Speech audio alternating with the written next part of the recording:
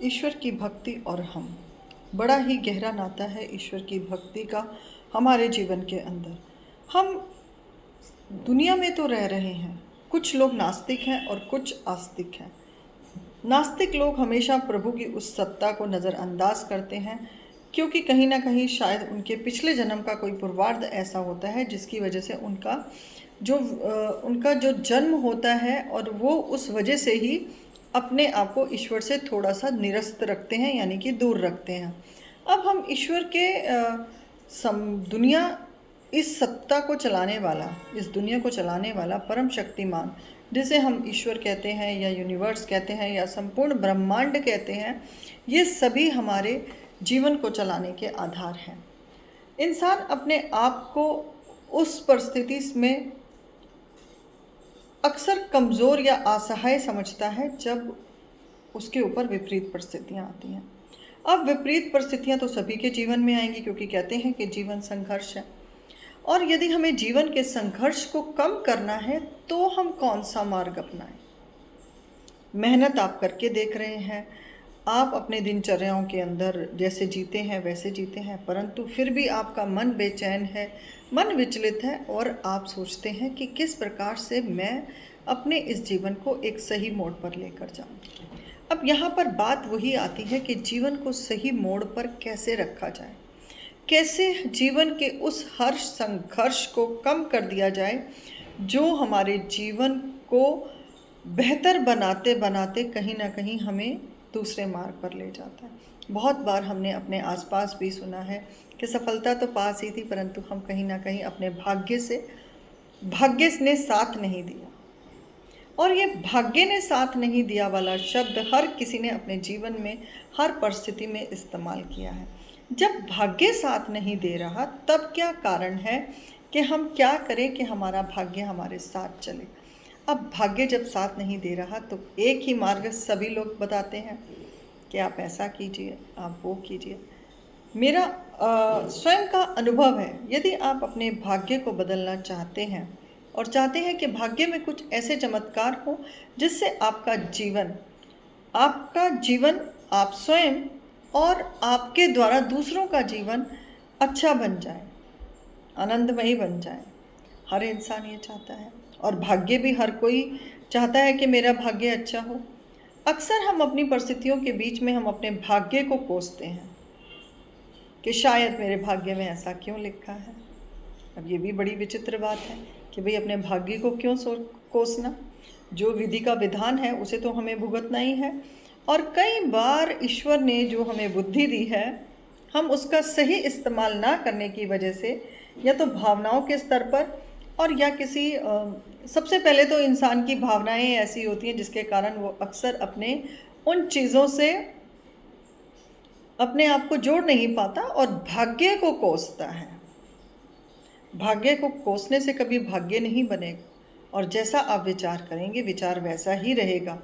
तो क्यों ना आप अपने भाग्य को अच्छा बनाने के लिए पहले तो स्वयं के लिए अच्छा सोचें। अक्सर जीवन निकल जाता है दूसरों के लिए अच्छा करने के लिए, दूसरों के सामने अपने आप को अच्छा, और कई बार सबका व्यवहार ही कई लोगों का ऐसा होता है कि वो अपने आप को, अपने व्यवहार की अच्छाइयों को दबा नहीं पाते हैं, क्योंकि वो सरल और सहज हैं। तो अब बात करें फिर से हम अपने भाग्य पर आते हैं कि हम अपने भाग्य को कैसे बदलें, क्या करें कि हमारा भाग्य हमारा साथ दे। सबसे पहले देखिए, यदि हमारा कर्म सही है, भाग्य को सही करने के लिए हमारा कर्म होना चाहिए। यदि हम चाहते हैं कि हमारे भाग्य के सितारे चमके, हमारा भाग्य उज्जवल हो जाए, सबसे पहले हमें अपने कर्म पर ध्यान देना होगा। कर्म योग में गीता के अंदर, श्रीमद् भागवत गीता के अंदर भी कर्म योग की बात कही गई है।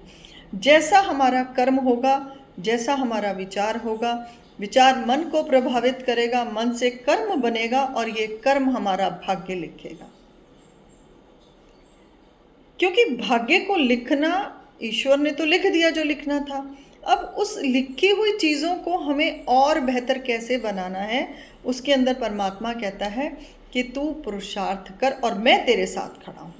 यदि हम अपने भाग्य को बदलने का प्रयास करें तो हम अपनी परिस्थितियों को बदल सकते हैं, हम अपने भाग्य को बदल सकते हैं, हम उस हर दुख भरी परिस्थिति से बाहर निकल सकते हैं यदि हम ईश्वर का साथ ले लेते हैं। सभी बातों का एक पुरुषार्थ और दूसरा ईश्वर का साथ। अक्सर हमें यही सुनने को मिलता है कि कोई साथ नहीं देता। जी, कोई क्यों साथ देगा आपका?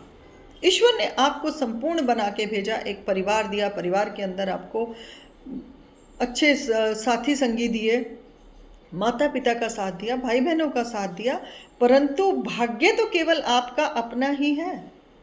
भाग्य का कभी कोई साझीदार नहीं होता। हाँ, किसी के आने से, किसी के जाने से अक्सर ये भी मान्यता है कि किसी कोई आया तो मेरा भाग्य चमक गया, ये हम बात कह सकते हैं। क्योंकि अगर किसी के आने से ये मान्यता है कि किसी के आने से मेरा भाग्य चमक गया, तो उसके पीछे इस बात को हम कह सकते हैं कि उसका संस्कार या उसके ऊपर ईश्वर की इतनी शक्ति थी कि उसकी शक्ति का प्रकाश थोड़ा सा हमारे भाग्य पर आ गया और उसका कुछ भाग हमारे भाग्य को चमका कर चला गया। तो इसको भी हम मिथ नहीं कह सकते हैं, क्योंकि ये भी बहुत बड़ा सत्य है। यदि हम प्रतिदिन अपने कर्म को देखें, हमारा कर्म सबसे बड़ा भागी है हमारे भाग्य को बनाने में। और भाग्य बनेगा भी तब जब हम अपने हर कर्म के ऊपर अपनी नज़र रखेंगे। अब यहाँ पर कुछ लोगों का मत ये भी हो सकता है, जी लोग तो उल्टे सीधे कर्म करते हैं, वही आज सुखी हैं। ये बहुत बड़ा हमारा एक खुली आँखों के अंदर अंधेपन जैसा देखना है। ऊंची दुकान फीके पकवान। हमें बाहर से जो चीज़ें बहुत अच्छी दिखती हैं, अक्सर उनके अंदर दुख पीड़ाएं, क्योंकि देखिए कुछ भी हो, कर्म सबको भुगतने हैं। भाग्य जिसने अच्छा लिखवाया हुआ है, कर्म उसके भी हैं। राम एक राजा के बेटे थे, सीता जी एक राजा की बेटी थी, और विवाह भी एक राजा से ही हुआ, एक शूरवीर से हुआ, परंतु भाग्य की टाल तो भगवान के आगे भी नहीं थी। कर्म तो परमात्मा का भी था और वक्त भी परमात्मा को देखना था। तो हम यहाँ कह सकते हैं ना कि भाग्य का लिखा हुआ संपूर्ण होता है और कर्म हमें अपने काटने हैं। और यदि हमारे कर्म अच्छे हैं तो वो हमारे भाग्य में लिखे हुए बुरे कर्मों को भी टाल देगा। यदि आप अपने कर्म अच्छे रखेंगे तो आप अपने भाग्य को बना सकते हैं। आप अपनी ईमानदारी रखेंगे तो आप अपने भाग्य को बना सकते हैं। आप अपने जीवन के अंदर सत्य को धारण करते हैं तो भी आपका भाग्य बनेगा। और दूसरा, ईश्वर की परम कृपा उन लोगों के ऊपर है जो परमात्मा के अनुसरण में रहते हैं, अनुयायी बनकर रहते हैं, भक्त बनकर रहते हैं, दास बनकर रहते हैं। उनका तो भाग्य परमात्मा स्वयं खड़े होकर कहते हैं बदल देते हैं। भाग्य की मार से कभी कोई बचता नहीं है, परंतु कर्म हमारे भाग्य को मार सकता है, हमारे भाग्य में लिखे हुए बुरे बुरे परिणामों को बदल सकता है। इसलिए जैसे हमारे बड़े बुजुर्ग कहते थे कि बड़ों का सम्मान करें, माता के चरण स्पर्श करें, पिता के चरण स्पर्श करें, बड़ों की बात को समझें, बड़ों की बात को माने, आदर, सम्मान, दया, करुणा, ये सब यदि आप अपने जीवन के अंदर धारण करते हैं तो आपके भाग्य को बदलने से कोई नहीं रोक सकता। तूफानों से जो लड़ जाता है, जिसने तूफानों में लड़ना सीख लिया, उसने अपना भाग्य बदल लिया। भाग्य को कभी कोसे नहीं, भाग्य आपका है, आप उसे बना सकते हैं और सिर्फ आपका भाग्य, आपका कर्म बदल सकता है और कर्म ही आपका भाग्य बदल सकता है। क्योंकि ईश्वर ने कहा है कि खुद ही को कर इतना बुलंद कि खुदा भी पूछे बता अब तेरी रज़ा क्या है। परंतु हम उन छोटे छोटे शॉर्टकट रास्तों से अपने जीवन को बदलना चाहते हैं, अपने भाग्य को बदलना चाहते हैं, जो बिल्कुल असत्य है। क्योंकि कभी छोटे और गलत रास्तों से इंसान का जीवन और भाग्य कभी नहीं बदल सकता। इंसान का भाग्य भी तब बदलेगा जब उसका कर्म और पुरुषार्थ सही दिशा में होगा।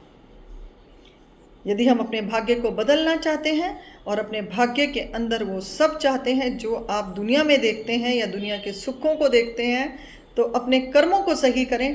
प्रतिदिन आप अपने कर्मों को यदि देखना शुरू कर देंगे तो मैं कहती हूँ कि आपको दिन प्रतिदिन अपने कर्मों के अंदर आते हुए बदलाव से आपका भाग्य चमकेगा। और यदि आप चाहते हैं कि ऐसे कौन से कर्म किए जाएं, तो मैं इसमें आपको अपनी अगली वीडियो में बताऊंगी कि जिससे आप अपने भाग्य को बदलें। कर्म ऐसे करें कि जिससे आपका भाग्य बदल जाए। ऐसे भी कर्म लिखे गए हैं शास्त्रों में कि जिनको करने से हम अपने भाग्य को, बुरे भाग्य को, दुख पीड़ित भाग्य को भी बदल सकते हैं। इसलिए इस वीडियो के अंदर अपने कमेंट्स करें, इसको लाइक और शेयर करें कि शायद जो लोग अपने भाग्य को कोसते हैं या भाग्य से अपनी परिस्थितियों से बाहर नहीं निकल पा रहे हैं, क्या पता उनको यह वीडियो उनको सहयोग करे। और ना जाने कितना ईश्वर चाहते हैं कि कभी कभी किसी की वाणी से कितनों का भला हो जाता है।